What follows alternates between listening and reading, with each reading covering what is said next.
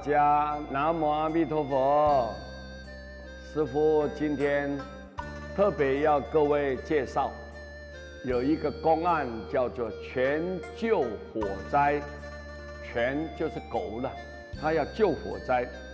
那这个发生的时间是在清朝康熙年间，浙江省呢一个桐乡乌镇啊，那么有一户人家啦。他养了一只狗，主人呢就发现到他每天晚上啊，他必定要涉水到河的南方啊，有一户人家去守夜。那么一天，主人呢就很生气的责备这个狗啊，就说：“哎，我饲养你呀，但是你呢竟然为别的人家去守夜，哎呀，那我明天呢必定会将你啊卖给屠夫了，卖给屠夫。”当天晚上，那么这个主人呢就梦见了狗，在梦中就对他说了：“啊，主人啊，我因为积欠了那一户人家有债务了，为了还债。”所以啊，我才每天呢就前往去守夜。那么到今天为止，我还有欠他13文钱呐，13文钱。等我这个守夜偿还了这个债了以后呢，我就不再渡河了，我就不再渡河。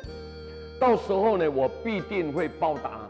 那么主人，你的大恩大德了。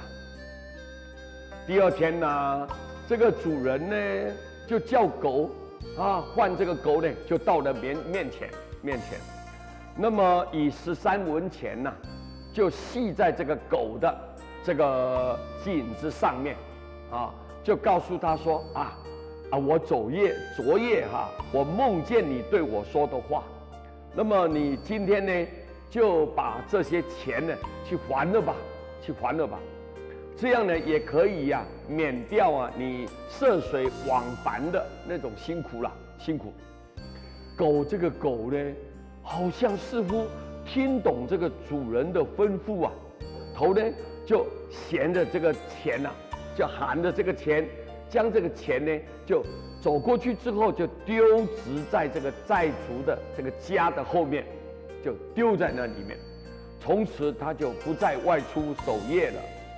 那么过了不久以后主人呢就出外去探视这个女儿。深夜喝醉酒归来的时候他失足就掉落在这个鱼池里面。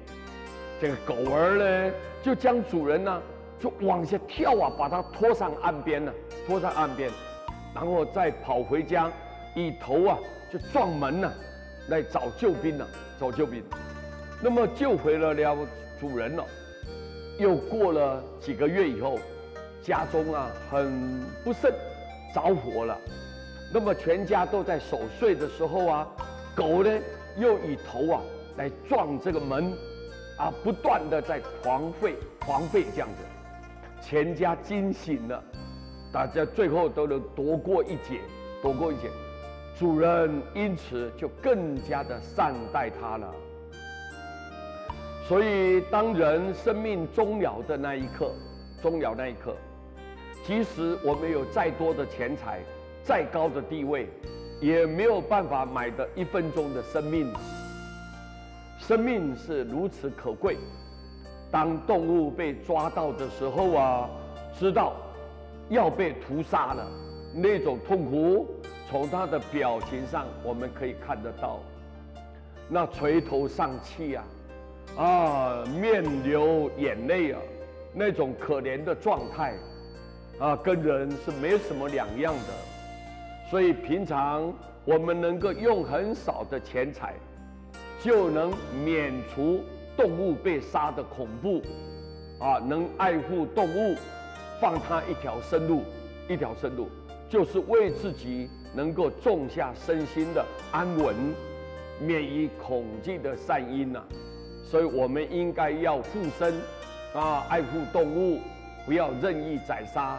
那么，一个没有杀业的人，一定会得到长命百岁，啊，有善因，一定会有善报的。我们非常感谢大家，南无阿弥陀佛。